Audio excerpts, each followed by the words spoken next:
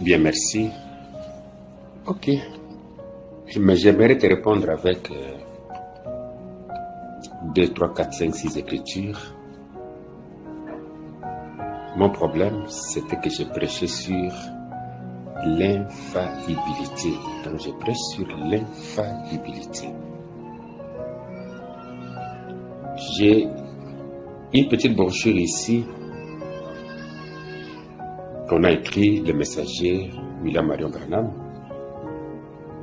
Au verso, c'est écrit: ainsi dit le Seigneur, la voix du 7e messager, un messager prophète pour cet âge, les pouvoirs de l'infaillibilité.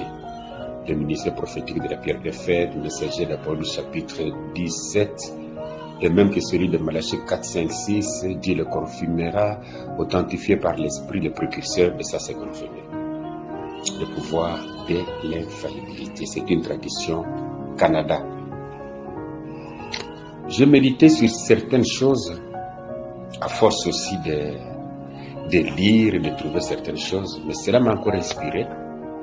Je dis le pouvoir de l'infaillibilité. Et quand on parle du pouvoir de l'infaillibilité, c'est-à-dire, il s'agit de quelqu'un qui ne peut jamais se tromper, qui ne peut jamais faire une erreur, qui ne peut jamais se produire le pouvoir de l'infaillibilité.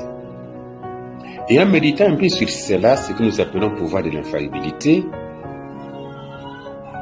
j'ai essayé d'étudier certaines choses. Est-ce dans la vie de Frère Branham lui-même, sa propre vie en tant qu'homme, en tant que parent, en tant qu'humain, était-il infaillible? Là, je n'ai pas besoin de lire les Écritures. Il ne l'était pas. Je ne sais pas qui pourra dire le contraire de cela. J'ai pris la deuxième phase dans ces prédications. Les sermons que nous avons sur le brochure, était-il infaillible dans cela pendant qu'il prêchait? Est-ce tout cela était ainsi dit le Seigneur? Est-ce c'est seulement Dieu qui parlait? J'ai trouvé que c'était des sermons et ce n'était pas ainsi dit le Seigneur. Dans ce sens que tout n'était pas seulement ainsi dit le Seigneur dans le sens de l'infaillibilité. Parce que celui qui est infaillible ne commettra pas une erreur pour réparer. Celui qui est infaillible ne dira pas une chose aujourd'hui pour la changer demain. C'est comme il pouvait dire, l'homme là qui est derrière les chandeliers, les 7 chandeliers d'or avec une ceinture à la poitrine, c'est Dieu. Enfin, c'est l'Église. Mais quelque temps après, il dit, c'est Jésus. Donc, un infaillible ne fera jamais cela. Parce que celui qui est infaillible connaît le futur avant même que le passé ne commence. Et chaque prédicateur, comme tu l'es, connaît cela bien. Et ce que je dis là est une vérité. Peut-être je pourrais donner sur cela une écriture, mais vous en avez beaucoup. J'ai pris la troisième partie, c'est ainsi dit le Seigneur. Nous avons beaucoup d'endroits où les choses sont déclarées ainsi dit le Seigneur. Ou une vision qui était donnée, ou un songe qui était donné. En lisant notre vieille Bible, Dieu dit à Moïse, pendant qu'il parlait avec Aaron et les autres, il leur a dit, pour les autres prophètes, je leur parle dans des songes et des visions, mais avec mon prophète Moïse, mon serviteur Moïse, je parle avec lui face à face comme un homme parle à son frère. Donc, pour un serviteur de Dieu qui est prophète, vision, songe, c'est la manière que Dieu parle, c'est aussi ainsi dit le Seigneur, en ajoutant ce qu'il pourra dire, ainsi dit le Seigneur. Alors, j'aimerais lire quelques écritures, aussi plus rapidement, peut-être lire seulement des petits morceaux pour ne pas te perdre ton temps. Dans Nombre chapitre 23, verset 19, il est dit, Dieu n'est point un homme pour mentir, ni un fils d'homme pour se repentir. Ça, c'est une qualité qui est propre à Dieu, mais qui n'est pas propre à l'homme. Parce que tout homme est faillible, tout homme est dans l'erreur, la vérité n'est que Dieu. Dans Melchisedec, le grand roi, 9 janvier 1955, paragraphe 74, deux choses immuables. Dieu ne peut mentir et rester Dieu. Si Dieu a fait une promesse dans la Bible ici, nous croyons que la Bible est la parole infaillible de Dieu. Pendant que la Bible est la parole infaillible de Dieu, mais nous trouvons une faillibilité dans des sermons que nous avons dans des brochures. L'âge de l'église de Pergame, 7 décembre 1960, paragraphe 110. Nous croyons qu'il n'y en a qu'un seul qui soit infaillible. Il est notre roi, il est Jésus-Christ. Le seul qui soit infaillible. Et même quand j'ai fait ça, pour étudier certaines choses à cause de ce pouvoir de l'infaillibilité, parce que j'ai vu que c'est par ce pouvoir d'infaillibilité que nous avons tout ce qu'on a aujourd'hui. Branham est Dieu, c'est comme j'ai entendu quelque part ailleurs à Moukedi, il est notre, dans la radio, il est notre rédempteur, il est la somme de tous les prophètes, il est le Dieu, tout. Pourquoi? Parce qu'on l'a placé dans le pouvoir d'infaillibilité. Or, l'infaillibilité, c'est Dieu. Mais pour tout autre prophète, qui soit n'importe qui, quand il donnait sa prophétie, mais non, on a mené la prophétie là devant le Urim Tumim. Alors nous n'avons pas peur aujourd'hui de ramener ce que Frère Branham a dit sur le Urim Tumim, dont lui-même parle que le Urim Tumim aujourd'hui c'est la Bible. Des fois, il a prêché comme Paul. Mais dans Acte 17, verset 11, les Juifs de Béret avaient des sentiments plus nobles que ceux de Thessalonique. Ils reçurent la parole avec beaucoup d'empressement et ils examinaient chaque jour les Écritures pour voir si ce qu'on leur disait était exact. Et quand on dit examiner les Écritures, ils examinaient ce qui était écrit dans la Bible par les autres prophètes. Israël en Égypte, 25 mars 1953, paragraphe 25. Alors, Dieu ne va pas dire une chose et ensuite dire le contraire. Voilà l'homme qui est infaillible. Il va toujours dire la même chose. Dieu ne peut mentir, Dieu est infaillible, ses paroles sont infaillibles. Non, mon problème c'est que je prêchais et je continue encore à prêcher sur l'infaillibilité. C'est par égard pour lui seul, 18 juillet 1952. Et si je m'écarte de la Bible, alors vous avez le droit de ne pas me croire. C'est ce principe que nous avons mis de côté, de foi, qui nous a rattrapés aujourd'hui, où on ne sait plus s'en sortir. Dans Christ identifié au travers de tous les âges, 17 juin 1964, paragraphe 148, maintenant tout ce que je pourrais dire, c'est que je suis un homme. Mes paroles peuvent simplement faillir, juste tout comme celles de chacun de nous. Je vous ai prouvé que chaque prophète et tous les autres ont commis leurs erreurs, mais Dieu ne commet point d'erreur. Mais c'est nous qui disons, Frère Branham n'a jamais commis une erreur. Alors, moi je parle de l'infaillibilité. Et en parlant de l'infaillibilité, je vais seulement donner un exemple dans l'infaillibilité sur les sermons que nous avons. Et là, je vais seulement donner un seul exemple et le reste, on va parler un peu de quelques visions pour que tu me comprennes un peu que... Vous voyez. Je veux parler de la femme. Frère Branham nous dit que la femme a été modélée par Satan. Or, si nous prenons le mot modélé, ça signifie concevoir, ça signifie fabriquer. Dans Mariage et divorce, 21 février 1965, paragraphe 117, il dit, mais la femme ne faisait pas partie de la création originale. J'ai toujours bien mené à ça. 121. Mais dans la race humaine, c'est la femme qui est belle, pas l'homme. Et d'ailleurs, celui qui l'a modélée, Satan, continue à agir sur elle en ces derniers jours. Celui qui l'a modélé, c'est lui depuis Éden. 125. D'ailleurs, Satan agit vraiment sur elle aujourd'hui, en ces derniers jours, parce que c'est lui qui l'a modélé. Je peux prouver tout de suite, en retournant directement au commencement, qui a commencé à agir sur elle. Adam ou Satan? Dieu ou Satan? Vous voyez? C'est lui qui l'a modélé. Parce qu'il est parlé d'Adam et Satan là. Donc c'est Satan qui a modélé la femme. Vous allez peut-être me questionner parce que j'ai dit que c'est Satan qui l'a modélé. Mais c'est la vérité. C'est Satan qui l'a modélé. Et c'est encore lui qui l'a fait. Donc cette femme-là qui était sortie là-bas, nous lisons que c'est Satan qui l'a modélé. Que la femme n'était pas de la création originale. Mais en prenant Genèse au premier chapitre, verset 26, qu'est-ce que la Bible nous dit? Dieu dit, faisons l'homme à notre image. Il créa l'homme et la femme.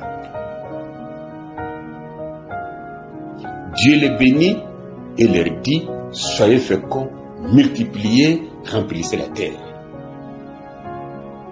Je veux que la Bible s'explique d'abord elle-même. Dans Genèse chapitre 5, verset 1-2. Voici la postérité d'Adam lorsque Dieu créa l'homme. Il les fit à la ressemblance de Dieu. Il créa l'homme et la femme. Il les bénit et les appela du nom d'homme lorsqu'ils furent créés.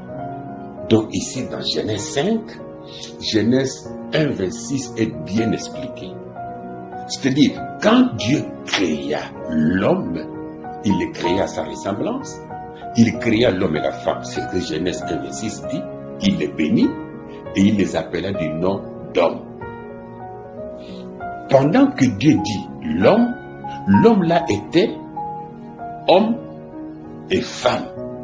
Mais dans un seul corps, homme. C'est-à-dire la femme était créée, l'homme était créé, mais ils étaient dans un seul corps. C'est ce que la Bible nous dit. Dans Genèse 17, l'Éternel Dieu forma l'homme de la poussière de la terre, l'homme devint un être vivant. Cet homme-là qui était créé, homme, femme, Dieu va mettre maintenant ça dans la terre. Dans Genèse 2, 21, 22, alors c'est à ce moment-là que Dieu prit une de ses côtes de cet homme, referma la place à sa place. L'Éternel Dieu forma une femme de la côte qu'il avait prise de l'homme. Cela ne revient pas à dire que la femme n'a pas été créée. Ou soit il faut déchirer les pages de la Bible. Non, la femme était créée. Et quand Dieu créa l'homme et la femme, la Bible dit, il les appela hommes.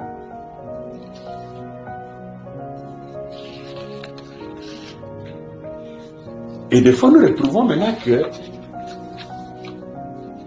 la femme en question a été modélée par Satan.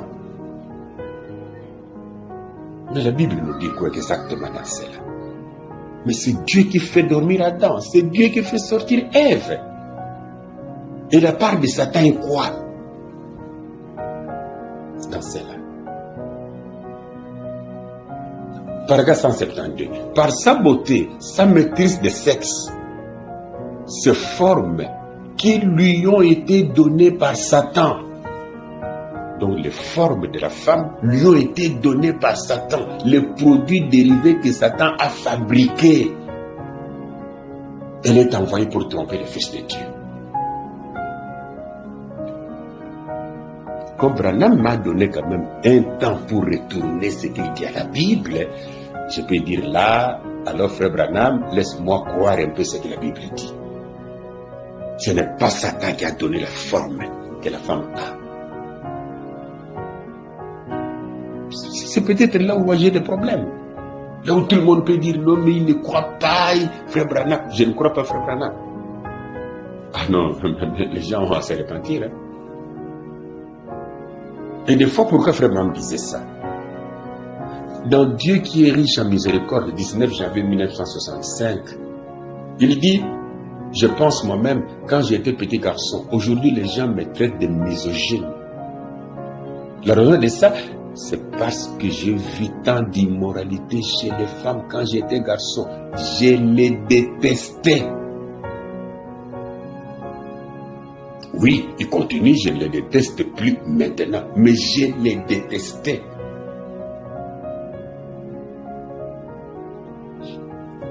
Dans l'histoire de ma vie, 19 avril 1959, paragraphe 81, bon, on me traite de misogyne. Vous le savez?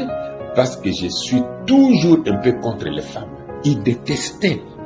Et en détestant, des fois, ils pouvaient dire certaines choses. Mais ce n'est pas ce que la Bible a dit. Oui, vos femmes, oui, mais ma femme n'a pas été modélée par Satan.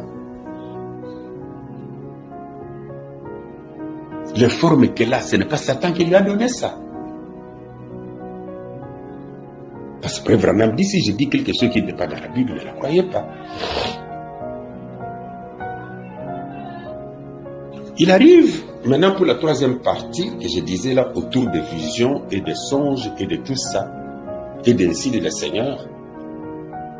Nous avons des défis. C'est-à-dire ce sont des défis ou des déclarations que Frère Branham a dit. Mais je mets un peu dire d'abord quelque chose sur ces défis-là. Dans l'âge de l'église de Thyatire, 8 décembre 1960, paragraphe 221, il dit « Toute ma vie, j'ai eu des visions. Et je demande à n'importe qui de se lever et de dire si jamais l'une d'elles a failli. Non, jamais. Cela ne peut faillir. » Vous voyez, c'est impossible. Nous disons amen à ça. Mais nous n'avons pas eu le temps de vérifier toutes les visions en question, c'était accompli ou pas. Mais la déclaration est là, elle est forte. Aucune de ces visions n'a jamais failli. Dans l'exposé de cet âge, à la page 303, paragraphe 3, l'âge de l'église de Laodicée a commencé vers le début du XXe siècle, peut-être en 1906. Combien de temps durera-t-il? En tant que serviteur de Dieu, qui a eu quantité de visions dont aucune n'a failli, j'ai prédit.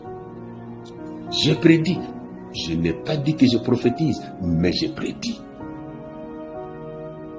Je veux maintenant dire ceci. Quelqu'un peut-il prouver qu'une seule de ces visions est fausse? Encore une fois, nous n'avons pas eu le temps de vérifier toutes les visions. Mais nous croyons. Or, en commençant par « je prédis, je ne prophétise pas », Ésaïe 44, 26 dit « Je confirme la parole de mon serviteur et j'accomplis ce que prédisent mes envoyés. » Donc quand Dieu envoie quelqu'un, parce qu'il est prophète, quand il prédit, Dieu accomplit ça. Il confirme la parole que son serviteur dit. Qu'il dise ainsi dit le Seigneur ou qu'il prédit, Dieu accomplit ça. Ça, c'est d'après la Bible. Dans 1 Samuel chapitre 3 verset 19, il est dit, l'Éternel était avec lui, Samuel, et il ne laissa tomber à terre aucune de ses paroles. Tout Israël depuis Dan jusqu'à Beersheba reconnaît que Samuel était établi le prophète de l'Éternel. Donc aucune des paroles de Samuel, Dieu n'a laissé tomber à terre. C'est-à-dire tout ce que Samuel disait, Dieu accomplissait ça. Tout ce que ses serviteurs prédisent, Dieu accomplit ça. Mais nous avons une prédiction sur 1977 qui n'est pas accomplie. Je dis bien une prédiction. Mais la Bible dit que Dieu accomplit ce que prédisent, ce que parlent ses envoyés. Aucune de leurs paroles ne peut tomber. Esprit de vérité. 18 janvier 1963, paragraphe 18.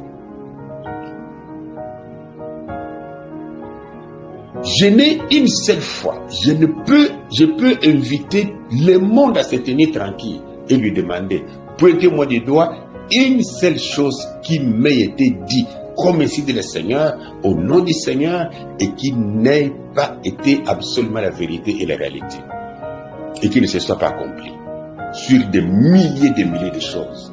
Là, je ne suis que dans des déclarations, et nous disons amen à ces déclarations. Aucune d'elles ne peut faillir. Israël dans sa patrie, 29 mars 1953. Il ne m'a jamais rien dit, jamais, depuis que j'étais un bébé. Depuis que j'étais un bébé. Cette colonne de feu. C'est dire que, dès ce temps-là, autant que je m'en rappelle, il ne m'a jamais dit la moindre chose qui soit fausse, depuis que j'étais bébé. Il continue, allez vous enquérir dans la ville et demandez à n'importe qui si jamais une chose a été dite au nom du Seigneur sans que cela arrive exactement comme prédit. Pendant que toi tu n'as pas encore eu le temps de vérifier, mais moi j'ai vérifié certaines visions à cause de ces pouvoirs d'infaillibilité. Il y a une vision de 300 000 personnes qui devraient s'accomplir et que Branham fasse un voyage en Inde. Il parle de ce voyage de 300 000 personnes dans Israël en Égypte, 25 mars 1953. Paragraphe 206, 16. Je vais aller à une réunion maintenant où se trouveront 300 000 personnes. Et je dis cela avec mon cœur. M'avez-vous déjà entendu prédire quelque chose dans le nom du Seigneur qu'il soit arrivé exactement de cette manière?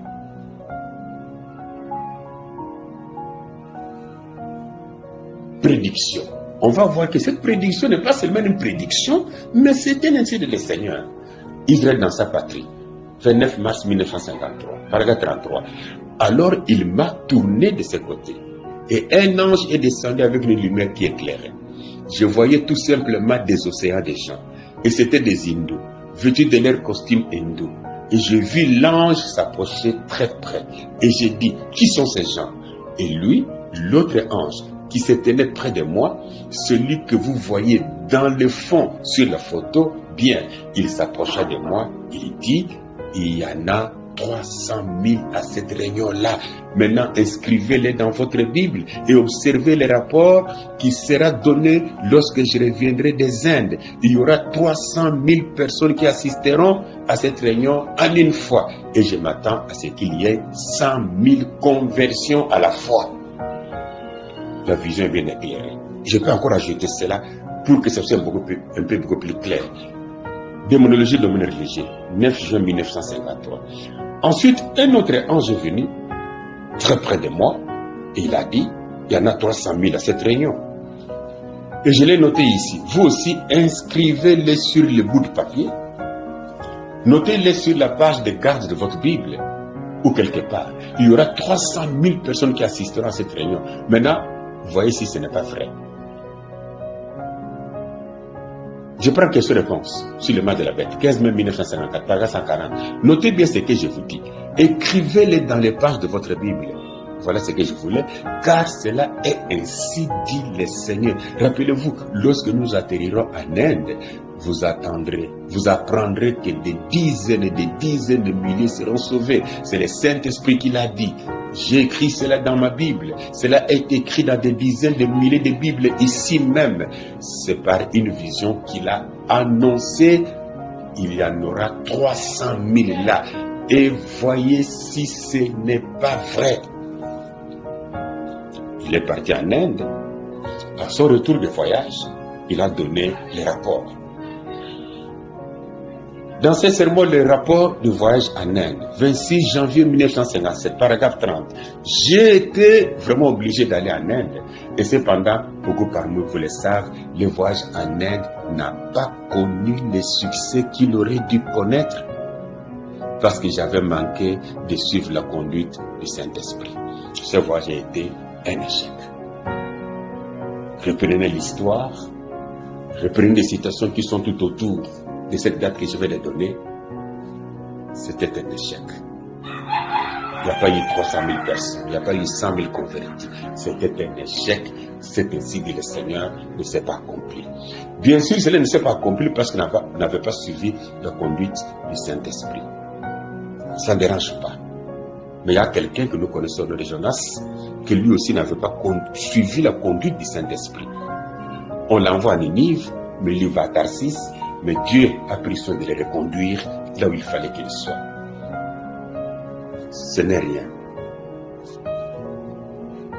Quelque temps après, C'est en 1958. Dans Jésus-Christ est le même jour aujourd'hui et éternellement. 23 mars 1958. Là, je suis au paragraphe 23. Je venais de recevoir un télégramme ce matin de Durban, en Afrique du Sud.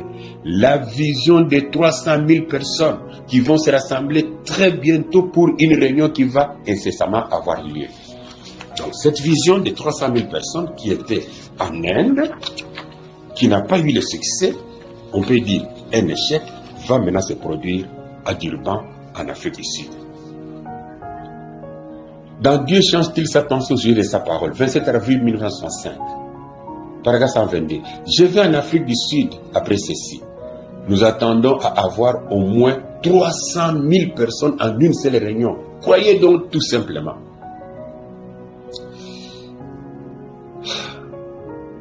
En revenant de l'Afrique du Sud, dans ce message, la dernière visite de l'Afrique du Sud, 27 mai 1965, écoutez, premier paragraphe. Ceci est l'un des plus grands moments de ma vie. J'ai attendu ce moment ici depuis 15 ans. Il y a quelques semaines, j'étais dans une grande attente, croyant que je pouvais venir tenir une série de réunions. Mais quand j'ai eu le visa limité, on pourra en parler après, j'ai failli avoir une crise cardiaque. Je tenais vraiment à venir. Mais je crois que par la grâce de Dieu, je prêcherai de nouveau au nom du Seigneur Jésus parmi les Africains. Frère Branham ravale un sanglot. C'est-à-dire une petite pleure. Sur son visa, on a mis un visa limité. Qu'est-ce qu'on a dit? Tu ne prêcheras pas. Tu peux faire la chasse, tu ne prêcheras pas. Ce n'est pas moi qui parle. Dans Honte de lui, 11 juin 1965, lorsque j'ai commencé, paragraphe 23, lorsque j'ai commencé à aller là-bas, je n'avais jamais rencontré autant de difficultés de toute ma vie. Et à la toute dernière minute, juste avant que je ne parte, cette note fut inscrite sur mon visa, n'est autorisée à participer à aucune sorte de service religieux, peut seulement chasser. Maintenant, si le Seigneur le veut, je pourrais retourner en Afrique au mois d'octobre. Parce que là, nous sommes au mois de juillet. Je peux retourner au mois d'octobre et avoir une rencontre, une pleine coopération et toutes ces choses. La vision de 300 000 personnes ratées en Inde, qui devrait se faire en Afrique du Sud, n'a pas eu lieu. Il doit retourner au mois d'octobre. D'après ce que je vais de lire ici. Mais malheureusement, au mois de décembre, Dieu a pris l'âme de son serviteur. Cette vision n'a pas été accomplie. Et l'ange qui se photographiait avec lui, et l'ange qui est descendu du ciel en rouge, aucun d'eux n'a permis que cette vision s'accomplisse. L'ainsi de le Seigneur n'a pas permis. La vision, voilà. C'est pourquoi j'ai dit, il n'était pas infaillible. Mais je ne sais pas pourquoi les gens doivent se fâcher. Parce que c'est le message que j'ai lu. Et c'est Branham qui a dit, si la chose n'est pas correcte, mettez ça de côté. Je vais examiner une deuxième prophétie. Dans la deuxième prophétie que je vais examiner, où je vais lire, il s'agit de la prophétie concernant la Deuxième Guerre mondiale. Et dans cette prophétie concernant la Deuxième Guerre mondiale, Frère Branham, quand il a parlé de ça, dans la condamnation par représentation, 13 novembre 1960, mais la prophétie était déjà dite depuis 1933, mais je prends la même cette brochure ici, il dit, pendant que j'étais dans cette vision, j'ai vu des choses terribles se dérouler, j'ai dit ceci au nom du Seigneur, l'actuel président, le président Franklin Roosevelt entraînerait le monde dans une guerre. Quelle guerre? La Deuxième Guerre mondiale. Mais tous nous savons ça. Je ne lis pas d'autres pour ne pas perdre le temps. Mais il y en a beaucoup. Si vous tapez Roosevelt, vous allez voir comment il a parlé que c'est lui qui allait entraîner la guerre. Mais quand la guerre mondiale a commencé en 1939, la Deuxième Guerre mondiale, c'est Hitler qui avait commencé ça. Alors, Frère Branham, dans la même brochure qu'on a reçue par représentation du 13 novembre 1960, paragraphe 17, il va dire, à propos, M. Mercier, ceux qui s'occupaient des bandes, et plusieurs autres vont prendre ces anciennes prophéties et ils vont les déterrer, les revoir un peu ou les mettre à jour pour les faire imprimer. Donc, bien, merci. Ok. Mais j'aimerais te répondre avec 2, 3, 4, 5, 6 écritures. Mon problème, c'était que je prêchais sur l'infaillibilité. Donc, je prêche sur l'infaillibilité. J'ai une petite brochure ici qu'on a écrit le messager William Marion Branham. Au verso, c'est écrit, ainsi dit le Seigneur, la voix du 7e messager, un messager prophète pour cet âge, les pouvoirs de l'infaillibilité. Le ministère prophétique de la pierre de fer, le messager d'Apollon chapitre 17, et même que celui de Malachie 4, 5, 6, Dieu le confirmera, autant